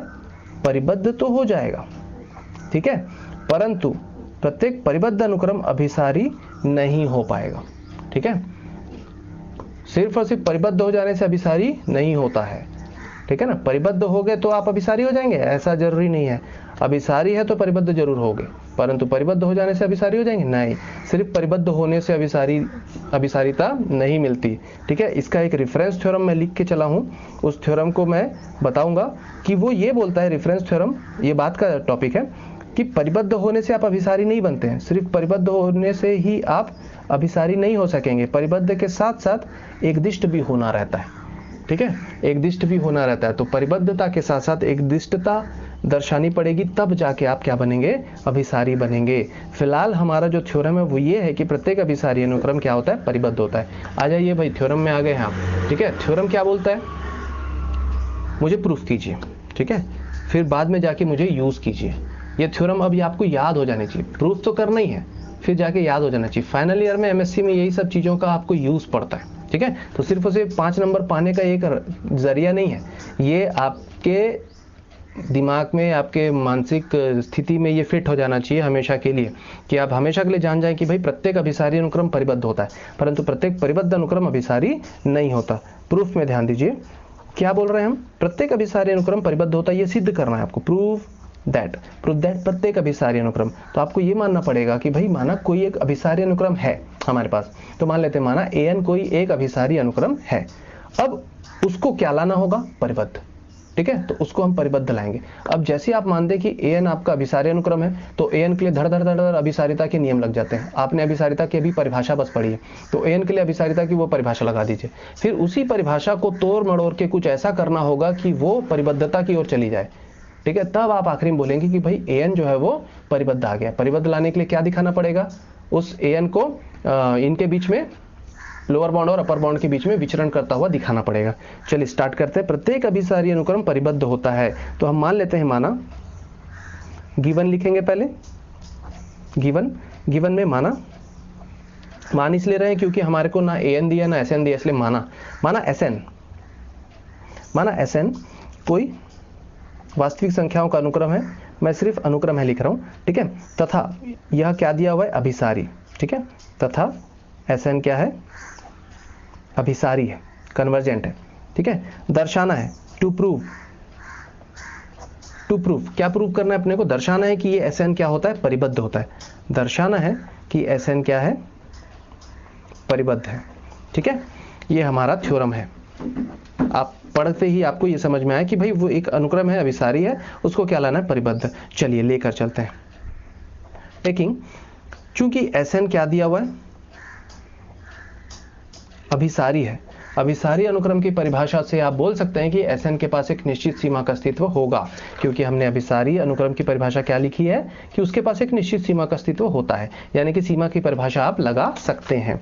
ठीक है, चूंकि Sn अभिसारी है इसलिए Sn के पास, अनुक्रम Sn के पास एक निश्चित सीमा L का अस्तित्व होगा। एक निश्चित सीमा L का क्या होना चाहिए, अस्तित्व होगा। ठीक है, ये कहां से लिखे अपन ने, अभिसारी अनुक्रम के परि से, यानी कि उसकी परिभाषा से। अगर उसके पास निश्चित सीमा का अस्तित्व है तो आप अर्थात करके ये लिख सकते हैं भाई कि limit n tends to infinity Sn equal to L। ठीक है, और अभिसारी अनुक्रम की परिभाषा लगाइए। अगर Sn अभिसारी है तो अभिसारी अनुक्रम के परिभाषा से, यानी कि परि से, वही वाली बात फिर से, for all epsilon greater than 0 there exist m0 एक स्थिर संख्या, m0 एक स्थिर संख्या belongs to n such that, इस प्रकार है कि Sn minus L less than epsilon for all n greater than equal m0। ये जो n है वो स्थिर संख्या से आगे निकल चुका है, यानी कि Sn आगे जा रहा है ऐसा बताने के लिए वाली लाइन रहती है। ठीक है, अब हम यहाँ पर स्वेच्छता से एप्सिलॉन को क्या ले लेंगे, 1। स्वेच्छ एप्सिलॉन इक्वल टू 1 माना। ठीक है, जब भी परिबद्धता की बात आती है एप्सिलॉन को आप 1 मानेंगे, एप्सिलॉन को हमेशा 1 मानते हैं परिबद्धता के केस में। जैसे आप 1 मानते हैं ये क्या बन जाता है, Sn minus L less than 1। ठीक है, for all n greater than equal m0, इसको हमेशा लिखते चलेंगे। ठीक है ना। अब आप में यहाँ पे हम तोड़ेंगे, याद कीजिए मैं एक फॉर्मूला बता रहा हूँ आपको, आप फर्स्ट ईयर में भी पढ़े थे, मॉड x लेस देन 1 है तो x की वैल्यू -1 से +1 के बीच में लाई करती है। ठीक है, अगर लेस देन इक्वल 1 है, mod x less than equal 1, तो -1 से +1 के बीच में लेस देन इक्वल के साथ लाई करेगी। ठीक है, ये फॉर्मूला है। ठीक है, एक प्रकार से ये मापांक की परिभाषा में है। ठीक है, तो वैसे ही यहाँ पर mod Sn minus L less than 1 का मतलब ये होता है कि Sn माइनस L -1 से +1 के बीच में क्या करेगा, लाई करेगा। इस L को हटाने की कोशिश कीजिए, ये माइनस के साथ है, हम तीनों पक्षों में क्या कर देते हैं, प्लस L कर देते हैं। L को जोड़ रहा हूं मैं तो ये L -1 लेस देन L जोड़ा तो Sn बस दिखेगा, L जोड़ा तो L + 1 दिखेगा। देखा जाए तो Sn अनुक्रम जो है वो अपने से अभी भी परिबद्ध दिख रहा है। ठीक है, यहाँ पर मैं एक चीज लिख दूं, n greater than equal m0। सोचिए Sn की ये लोअर लिमिट हो गया, लोअर बाउंड हो गया, और Sn का ये अपर बाउंड हो गया।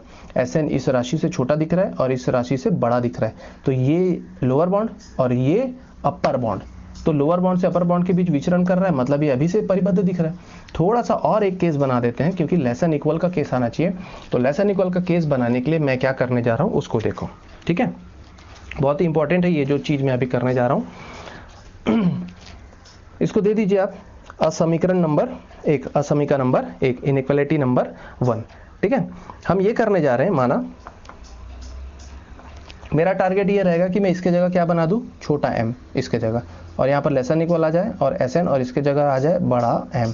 ठीक है, तो लोअर बाउंड और अपर बाउंड के अस्तित्व को दिखा रहा हूँ। इसको मैं लोअर बाउंड बनाना चाहता हूँ, इसको मैं अपर बाउंड बनाना चाहता हूँ। ठीक है, तो ये काम करने के लिए लोअर बाउंड बनाने जा रहे हो आप इसको, तो m को मिनिमम बनाना चाह रहे हो आप, है ना, m छोटा m को आप लोअर बाउंड बनाना चाह रहे हैं, तो माना m equal to minimum between कौन, L minus 1, S1, S2, S3 test सभी S1, S2, S3 Sn में है ना, और L माइनस 1 में। ठीक है, सबसे मिनिमम आप किसको बना रहे हैं, m को। ये जो मिनिमम का जो सिद्धांत है वो आपको तुरंत लेस देन इक्वल में कन्वर्ट हो जाने के लिए अनुमति प्रदान करता है, m less than equal L minus 1। और ये कैसे आया, मैं बिल्कुल समझ सकता हूं कि आप अगर नए होंगे यहाँ पर तो आपको बिल्कुल समझ नहीं आएगा कि अचानक से ये हम लेस देन इक्वल कैसे लिख लिए। ठीक है, मैं यहाँ पर समझाऊंगा आपको, पर फिलहाल आप ये समझने की कोशिश कीजिए। मान लो अनुक्रम कुछ ऐसा अनुक्रम है। ठीक है, अगर ये ऐसा अनुक्रम है,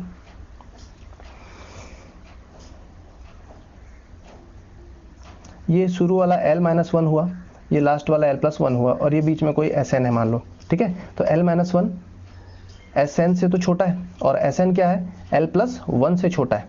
ठीक है, तो इधर की चीज में हम बात कर रहे हैं, इधर के अनुक्रमों में बात कर रहे हैं। अगर इनमें से कोई एक राशि m है जो इन सब में छोटी है, इन सब में छोटी है। ठीक है, Sn से पहले और L माइनस 1 तक के इन सभी राशियों में से एक मिनिमम राशि हम कौन ले लिए, m।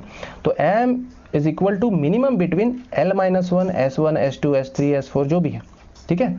इन सब में मिनिमम कौन है, m है। तो आप m को क्या लिख सकते हैं, l-1 के लेस एन इक्वल। ये कैसे आता है इसको समझने की कोशिश कीजिए, ठीक है। अगर मैं आपको यहाँ पर ये लिख दूँ और इसको 2 दे दूँ, है ना, तो मैं थोड़ा सा पहले बता देता हूँ, फिर इसको मैं क्लियर करता हूँ। मैं थोड़ा सा ये बता दूँ कि एक चीज़ और मानना बचा है, ये m less than equal l-1 आ जाएगा, इसके पहले की इनइक्वालिटी बन जाएगी। और साथ ही साथ मैं ये मान रहा हूँ कैपिटल M है maximum between s1, s2, s3 dash dash dash और l+1। s1, s2, s3 में सबसे बड़ा कौन है, l+1 में सबसे बड़ा कौन है, कैपिटल M। इसको हम अपर बाउंड बनाने की कोशिश कर रहे हैं। तो m is equal to maximum between this, ठीक है। तो ये क्या क्रिएट करवाता है, ये क्या क्रिएट करवाता है कि m greater than equal l+1, या आप इसी को बोल सकते हैं कि l+1 less than equal m, capital M। अब इन दोनों को मैं 2 और 3 को दोनों को मैं यहाँ पर फिट कर दूंगा और वो प्रूफ हो जाएगा, ठीक है। बस आपको ये समझना है कि ये हुआ कैसे, इसको मैं बता रहा हूँ।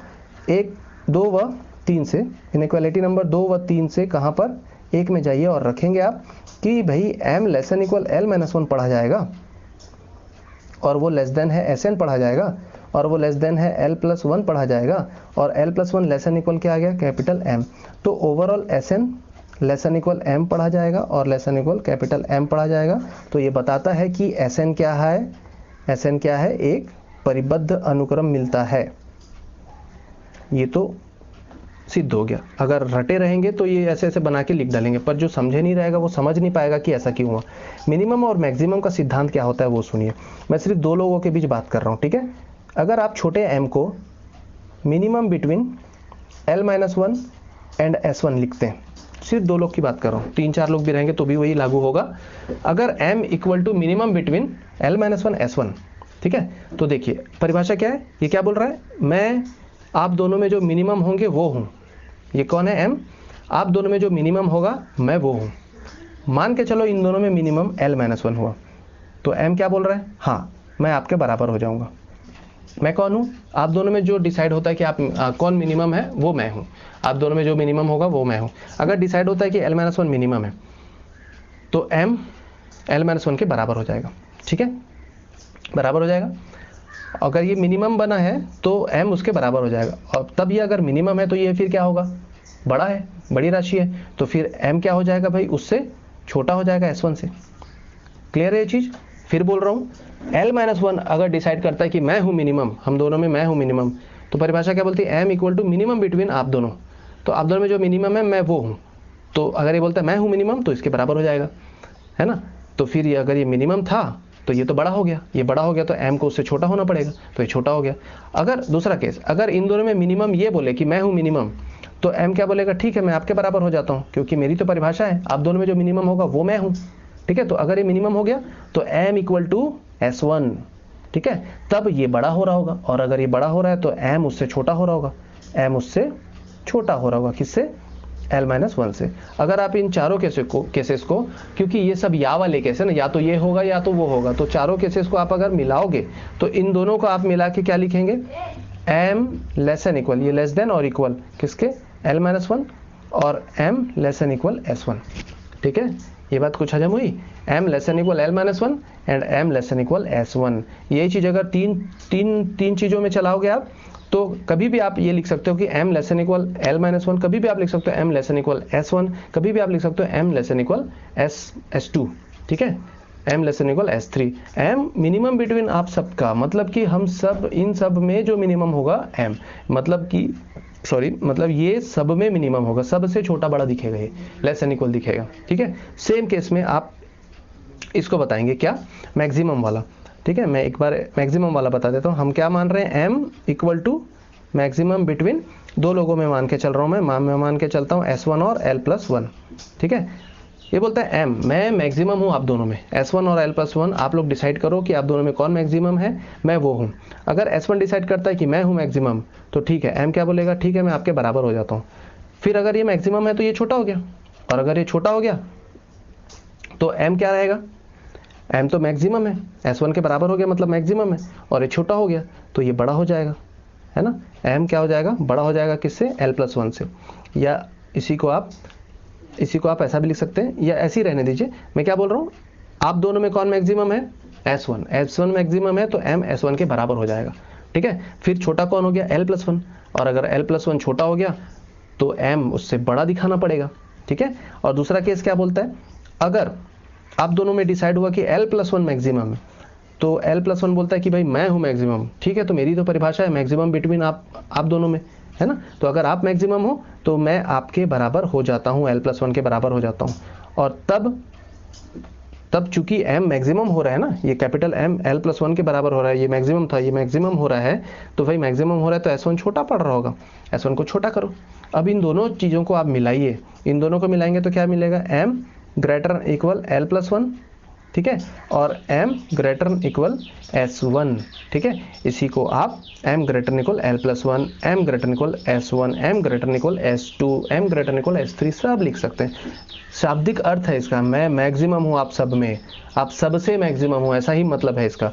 मतलब m l+1 से ग्रेटर इक्वल पाया जाएगा, S1 से भी ग्रेटर इक्वल आएगा, S2 से भी ग्रेटर इक्वल आएगा। इसी को पलट के हम l+1 less equal capital M लिख लेते हैं और इन दोनों को यहाँ पर अप्लाई कर देते हैं, तो हमको एक परिबद्धता का नियम प्राप्त हो जाता है और हम बोल पाते हैं कि Sn क्या है, एक परिबद्ध अनुक्रम है। अब इसका विलोम देखते हैं। ठीक है, विलोम क्या था, इसका विलोम सत्य नहीं होता है, यानी कि परिबद्ध अनुक्रम अभिसारी अनुक्रम नहीं हो पाएगा, वो लाना है। ठीक है, तो आप मान लीजिए, माना कोई एक परिबद्ध अनुक्रम मान के चलिए, हमारे पास एक परिबद्ध अनुक्रम है, उदाहरण के तौर पर हम ले रहे हैं। ठीक है, उदाहरण के तौर पे -1 की घात n = 1 से इन्फिनिटी, ये एक परिबद्ध अनुक्रम मान लीजिए। ठीक है, माना ये एक परिबद्ध अनुक्रम है। ठीक है, ये परिबद्ध अनुक्रम है, आप जानते हैं -1 से +1 के बीच में लाई हो रहा है, ये मैंने पिछला बताया अभी। तो ये -1 से +1 के बीच लाई हो रहा है, परिबद्ध अनुक्रम है। ठीक है, परंतु ये अभिसारी नहीं हो पाएगा, क्योंकि अभिसारी होने के लिए अब उसके पास एक निश्चित सीमा का अस्तित्व होना चाहिए, और ये एक दोलनीय अनुक्रम है, एक मान से दूसरे मान की तरफ दोलन कर रहा है, निश्चित सीमा का अस्तित्व इसके पास नहीं आ सकता। निश्चित सीमा तब मिलेगी जब ये या तो एक दिष्ट वर्धमान हो या एक दिष्ट ह्रासमान हो, यानी कि किसी एक दिशा में आगे बढ़े या किसी एक दिशा में घटते हुए जाए। ठीक है, तो आप इसको बता सकते हैं कि ये एक परिबद्ध अनुक्रम है, परंतु इसके पास निश्चित सीमा का अस्तित्व नहीं है, निश्चित सीमा का अस्तित्व नहीं है, इसलिए ये अभिसारी नहीं हो पाएगा। ठीक है, इसलिए हमेशा परिबद्ध अनुक्रम अभिसारी हो जाए ऐसा कोई जरूरी नहीं है। तो ये एक 5 नंबर का थ्योरम है, बुक में इतना सा दिया है, पर आपको ऐसा लिखना होता है, इसमें परिभाषाएं डालनी होती है ताकि आपको नंबर मिले 5 नंबर।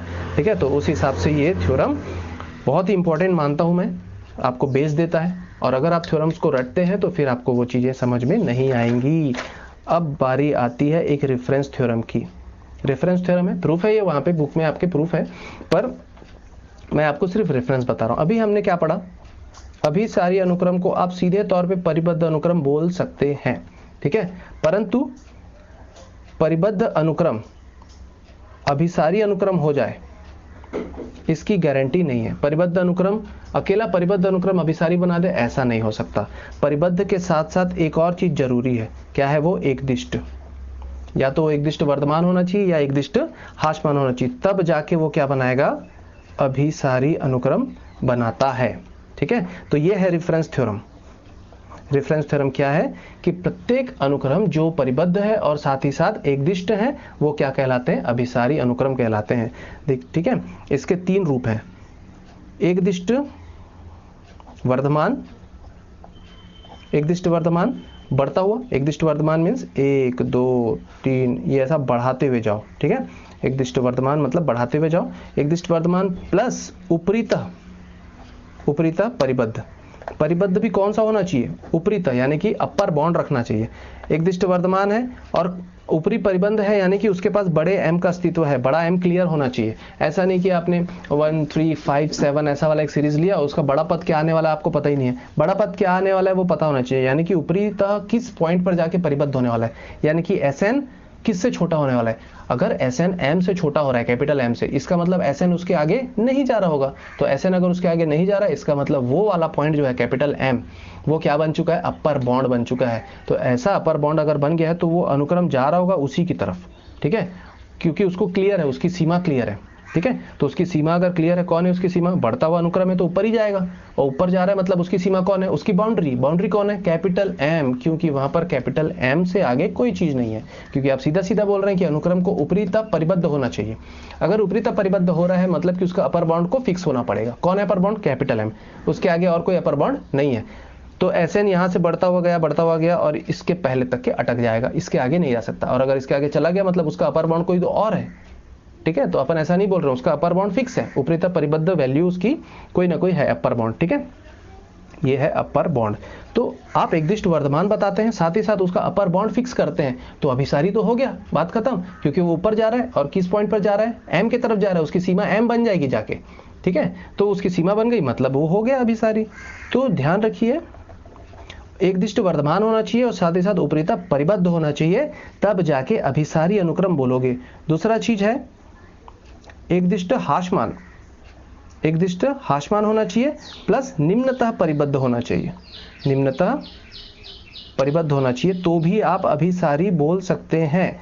आपने बताया कि भाई एकदिष्ट हाशमान होना चाहिए, ठीक है। चलिए घटाते जा रहे हैं, मतलब आप सीरीज को, अनुक्रम को क्या करते जा रहे हैं, घटाते जा रहे हैं, घटाते जा रहे हैं, और आपको लोअर लिमिट का पता नहीं है, मान लो लोअर बाउंड का पता नहीं है, तो वो कैसे परिबद्ध हो पाएगा। लोअर बाउंड का आपको पता होना चाहिए। तो चलो मान लो आपको लोअर बाउंड पता है छोटा एम, आप जानते हैं कि अनुक्रम घटते जा रहा है, एसएन जो है घटते घटते घटते घटते छोटे एम तक के आ गया, और इसके बाद की कोई छोटी वैल्यू नहीं है। इसका तात्पर्य यही है कि इसके पास लोअर बाउंड कौन है, एम, लोअर बाउंड उसका फिक्स है, कौन है, छोटा एम।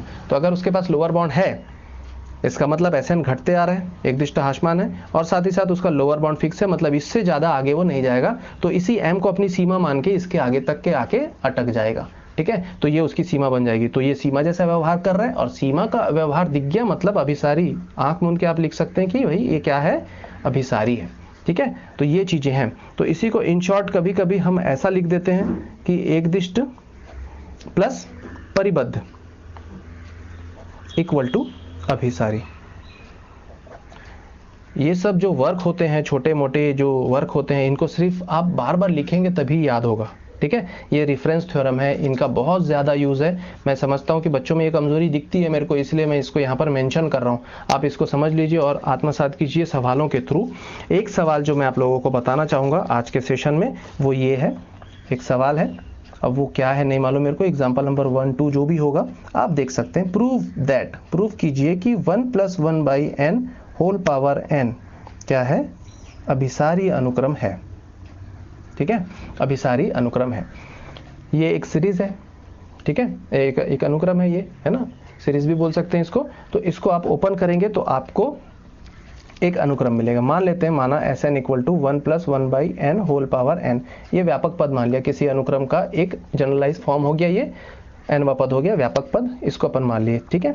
इसको आप ओपन करेंगे, ये द्विपद प्रमेय से ओपन हो जाएगा, 1 + x पूरे की घात n, द्विपद प्रमेय का फॉर्मूला होगा आप लोग के पास, याद होगा मेरे ख्याल से, 1 + x होल पावर n क्या होता है, द्विपद से, बाइनोमियल प्रमेय से द्विपद प्रमेय क्या बोलता है, 1 + nx, n सामने आता है गुणांक के रूप में, plus n-1/2 then x² plus n-1 x cube, ऐसे ही चलते रहेगा, ठीक है।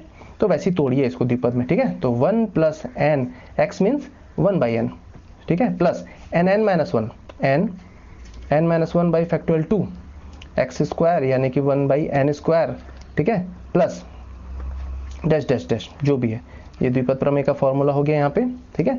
आगे और बढ़ जाइए, तो ये 1 + n गया, 1 आया, प्लस यहाँ से n निकालो, यहाँ से n निकालो, दोनों में से n निकला n², ये n² कटा, क्या बचेगा 1/2 और 1 - 1/n।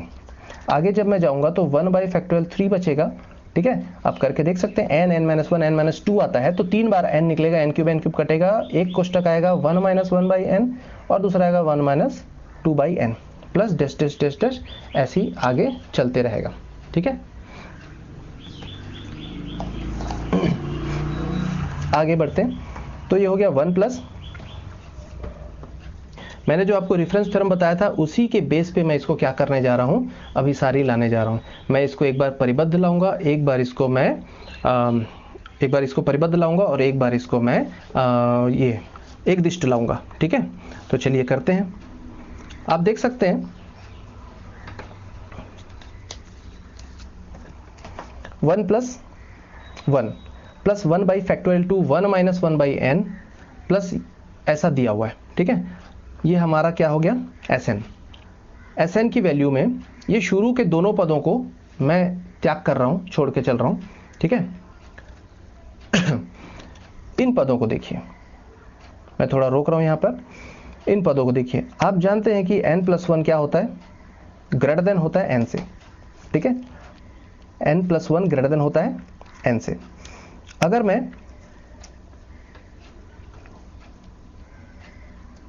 एक Sn+1 भी जनरेट कर रहा हूँ यहाँ पे, Sn+1, ताकि मैं अगला पद और पिछले पद के बारे में तुलना कर सकूं, ठीक है। Sn+1 अगर जनरेट करूं तो 1 प्लस ये भी 1 हुआ, 1 बाई फैक्टोरियल 2 हुआ, और 1 माइनस 1 बाई n+1 हो जाएगा, प्लस 1 बाई फैक्टोरियल 3 ये हो जाएगा 1 माइनस 1 बाई n हो जाएगा, ठीक है। इधर क्या हो जाएगा, n+1 हो जाएगा ये, और ये हो जाएगा 1 माइनस 2 बाई n+1 और डैश डैश डैश, ठीक है। मैं इन दोनों में तुलना करना चाहता हूँ। We know that n+1 is greater than n।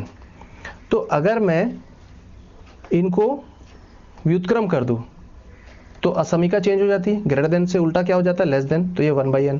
दोनों साइड माइनस दे दूं तो माइनस 1 बाई n+1, माइनस में भी असमीका चेंज हो जाती है, तो लेस देन से क्या हो जाएगा, greater than, minus 1 by n। अब दोनों साइड में अगर एक एक जोड़ दूं, मैं ये ब्रैकेट बनाने की कोशिश कर रहा हूं, अगर मैं दोनों साइड एक एक जोड़ दूं, चलो एक जोड़ दिया तो ये ऐसा दिखने लगेगा।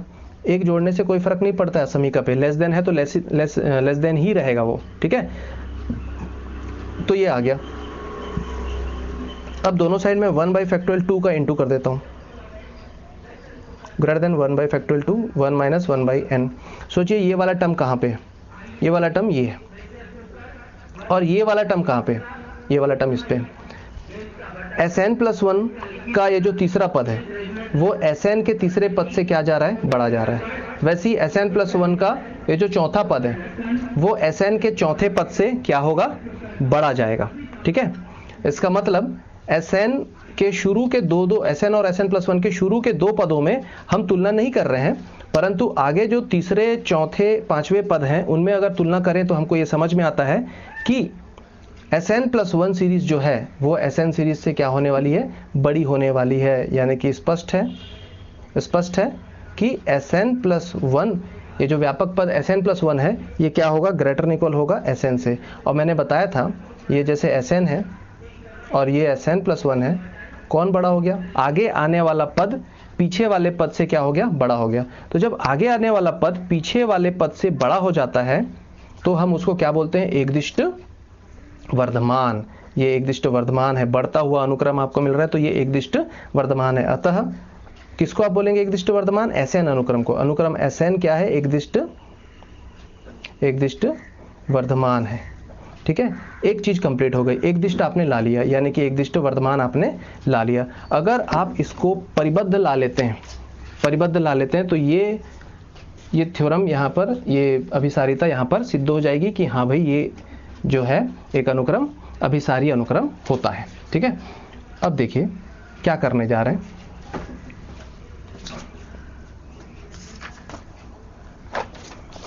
Sn को वापस लेकर चलिए। Sn क्या था, ऐसा ही लिख लीजिए फिर से, 1 plus 1 plus 1 by factorial 2 1 minus 1 by n 1 by factorial 3 1 minus 1 by n 1 minus 2 by n plus dash dash dash, ठीक है। इन दोनों को तो भूल जाइए, आप इनमें तुलना कीजिए। 1 माइनस 1 बाई n, मैं लेस देन का फॉर्मूला लगा रहा हूँ, मैं लेस देन का चिन्ह लगा रहा हूँ। 1 प्लस 1 इस राशि के लिए बात कर रहा हूँ। क्या ये राशि एक से छोटी नहीं है, एक में से कुछ चीज घट रही है, मतलब ये क्या हो जाएगा, लेस देन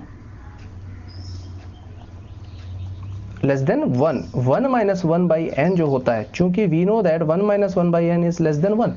अब भाई 1 में कुछ चीज राशि आप घटा रहे हो तो वो 1 से तो छोटा हो जाएगा, डेफिनेट है। तो 1 माइनस 1 बाई n क्या होने वाला है, लेस देन 1 होने वाला है। तो ये वाली राशि लेस देन 1 हो जाएगी। यहाँ पर मैंने 1 लिखा, इस राशि को, इस राशि के लिए लेस देन 1, इस पे तुलना नहीं कर रहे हम, ये वैसी का वैसी रहेगा, ठीक है। तो ये वाली राशि लेस देन 1, या आप यहाँ पे आप ऐसा देख लीजिए, 1 बाई फैक्टोरियल 2 को अगर मैं दोनों साइड इंटू कर दूँ तो 1 बाई फैक्टोरियल 2 आ जाएगा। तो ये वाला पद लेस देन हो जाएगा किसके, 1 बाई फैक्टोरियल 2 यहाँ पे। तो ये जो है कन्वर्ट हो गया ऐसा, ठीक है। एक जीपी बनाने के चक्कर में हम ये करते हैं, ठीक है, एक जीपी सीरीज बननी चाहिए, गुणोत्तर सीरीज। तो ऐसा लगभग हर जगह मिलेगा आपको, फाइनल ईयर तक के करना है, ये वाला जो तरीका है इसको याद रखिए। ठीक है, तो इस राशि को 1 से छोटा कर दीजिए, आप ये n से हट जाते हैं, मुक्त हो जाते हैं। ठीक है, वैसे ही यहाँ पर आइए, ये राशि भी 1 से छोटी होगी, ये राशि भी 1 से छोटी होगी, 1 से घट रही है, तो इसके जगह भी लेस देन 1 लिख लूंगा, इसके जगह भी लेस देन 1 लिख लूंगा, तो 1 × 1 हो जाएगा, मतलब ये 1 के द्वारा रिप्लेस हो गया, खत्म हो गया। बचा क्या, 1/3 प्लस 1/4, ऐसे करते करते 1/n कहीं ना कहीं आपको आखिरी में मिलेगा। ठीक है, अब इसको आगे बढ़ाएंगे तो ये हो जाएगा 1 प्लस ये है 1/2 × 1 प्लस ये है 1/3 to 1 प्लस फैक्टोरियल में ये क्या होता है, ये क्या होता है 1/4 3 2 1 plus dash dash dash dash, आखिरी में क्या मिलेगा, ये इसको आप लिख सकते हैं n(n-1) या 1 2 3 डैश डैश डैश n लिख सकते हैं। ठीक है, मैं फिर से लेस देन करने की कोशिश कर रहा हूँ, यहाँ पर ध्यान देना, पहला दूसरा तीसरा पद को मैं छोड़ रहा हूँ, लेस देन करने जा रहा हूँ। ये 1/6 है, क्या ये 1/4 से छोटा होता है? 1/6 ऑब्वियसली 1/4 से छोटा होता है, तो मैं लेस देन करने जा रहा हूँ। इस पद के नीचे मैं लिखने वाला हूँ 1/4 यानी कि 2 की घात 2। यह है 1/4 12 दूनी 24, 1/24। क्या 1/24 2 की घात 3 यानी कि 1/8 से छोटा होता है? तो डेफिनेटली 1/24 1/8 से छोटा होता है, तो 1/8 यानी कि 2 की घात 3 से मैं छोटा लिख रहा हूँ। 1/24 लेस देन है 1/2 की घात 3 से। मैंने 3 पदों को कुछ नहीं किया है, यहाँ से तुलना मैंने चालू की, वैसे ही ये आगे बढ़ते जाएगा। देखो यहाँ 4 था तो 2 की घात 3 से छोटा हुआ, यहाँ पे 3 था तो 2 की घात 2 से छोटा हुआ, यहाँ पर n तक के जा रहा है, जैसे 4 3 2 1 है, वैसे ये 1 2 3 4 5 6 कहाँ तक जा रहा है, n तक। जैसे 1 2 3 4 है, 1 2 3 4 5 6 जैसा भी n तक के जा रहा है। तो 4 था तो 2 की घात 3 से छोटा किए, अभी n है तो मैं कहाँ तक से छोटा करूंगा, 1/2 की पावर n-1। ये क्लियर हुआ। 4 है तो 3 तक गया तो 2, तो n तक गया है तो n-1 लूंगा, ऑब्वियस है। ठीक है, ये n पदों तक का योगफल दिख रहा है आपको, जीपी है, ये एक प्रकार की जीपी बन रही है। ठीक है, n पदों तक का योगफल है। क्या n पदों तक का योगफल अनंत पदों के योगफल से छोटा नहीं होगा? भाई जहाँ पे n पद है और किसी में अनंत पद है तो अनंत पद से छोटा ही होगा वो। तो ये 1 + 1 प्लस 1/2 प्लस 1/2 का स्क्वायर प्लस 1/2 की घात 3 प्लस डैश डैश डैश, इसको मैं अनंत पदों तक का योगफल बना देता हूँ। इसमें सिर्फ n ही पद थे, है ना, और इसमें अनंत पद आ गए। इसका मतलब ये एक जीपी सीरीज बन गई, और जीपी में यानी कि गुणोत्तर सीरीज में एस इन्फिनिटी का आपको फॉर्मूला पता होगा, a/1 - r होता है। r मतलब सार्वनिष्पत्ति। तो आप यहाँ से जीपी पकड़िए, इसको छोड़ दीजिए। ये है 1/2 की घात 0 पढ़ रहे हैं, इसको 1/2 की घात 1 पढ़ रहे हैं, 1/2 की घात 2 पढ़ रहे हैं। हर पद में 1/2 का गुणा करते जाइए, घातांक रूप से आगे बढ़ रहे हैं, मतलब कि ये जीपी सीरीज है। जीपी सीरीज में आप अनंत पदों का योगफल लगा दीजिए, क्योंकि अनंत पद है तो मैं इसमें इस 1 को तो वैसे ही रखूंगा, प्लस ये यहाँ से स्टार्ट कर रहे हैं तो a/a मतलब प्रथम पद, 1/1 - r मतलब सार्वनिष्पत्ति, दूसरा पद बटे पहला पद यानी कि 1/2। 1 में से हाफ गया, हाफ ऊपर गया 2 2 और 1 3, तो ये 3 आ गया। लेस देन का सिंबल चल रहा है तो Sn इज लेस देन 3। ठीक है, ये आया। परंतु आप Sn देख पाते हैं, ये ऑब्वियसली 2 से तो बड़ी राशि होगी। इधर भले ही 1 से छोटी राशि आ रही है और उसको आप फैक्टोरियल 2 से डिवाइड भी कर रहे हो तो और 1 से छोटा हो जा रहा है। आगे की हर वैल्यू 1 से छोटी आने वाली है, परंतु ये जो शुरू के 2 टर्म है, ये तो जुड़ के तो 2 ला रहे हैं, इनका योगफल तो 2 है, मतलब 2 के बाद और कुछ भी आएगा 1 से छोटी राशि पर 2 से थोड़ी सी बड़ी ही रहेगी। मतलब ये जो राशि है Sn का जो मान है वो 2 से तो बड़ा आएगा ही आएगा। ठीक है, 2 से बड़ा होगा ही होगा, मतलब Sn > 2। ठीक है, स्पष्ट है। तो आप एक चीज ये लिख सकते हैं स्पष्टतः, Sn 2 से बड़ा है परंतु 3 से छोटा है।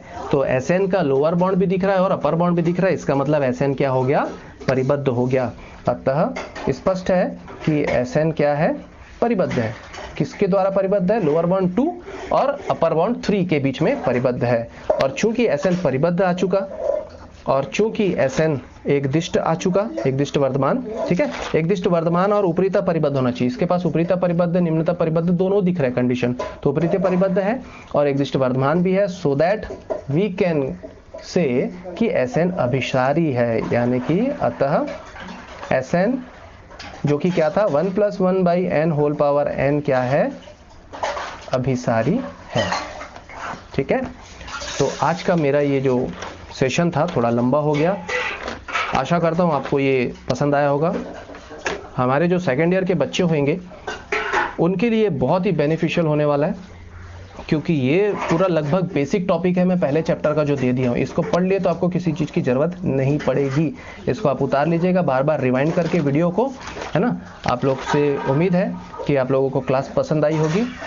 ठीक है, चैनल को सब्सक्राइब कर लीजिए। वीडियो अगर अच्छा लगता है तो लाइक कर लीजिए, शेयर कर लीजिए अपने अपने दोस्तों यारों में, है ना, जहाँ पे भी आप शेयर करना चाहते हैं। क्लास का नाम है अंजी शर्मा क्लासेस, अंजी शर्मा क्लासेस बीएससी स्थल, जहाँ पर हम बीएससी के चैप्टर्स, बीएससी के सब्जेक्ट्स कंटेन हम कराते हैं। ठीक है, आपके बौद्धिक विकास का एकमात्र स्थल बीएससी स्थल अंजी शर्मा क्लासेस। ज्वाइन करने के लिए डिस्क्रिप्शन बॉक्स में नंबर है, डेमो क्लास के लिए संपर्क कर सकते हैं। रजिस्ट्रेशन हो चुके हैं, क्लासेस भी चालू हो चुकी हैं। धन्यवाद, फिर मिलेंगे, बाय बाय।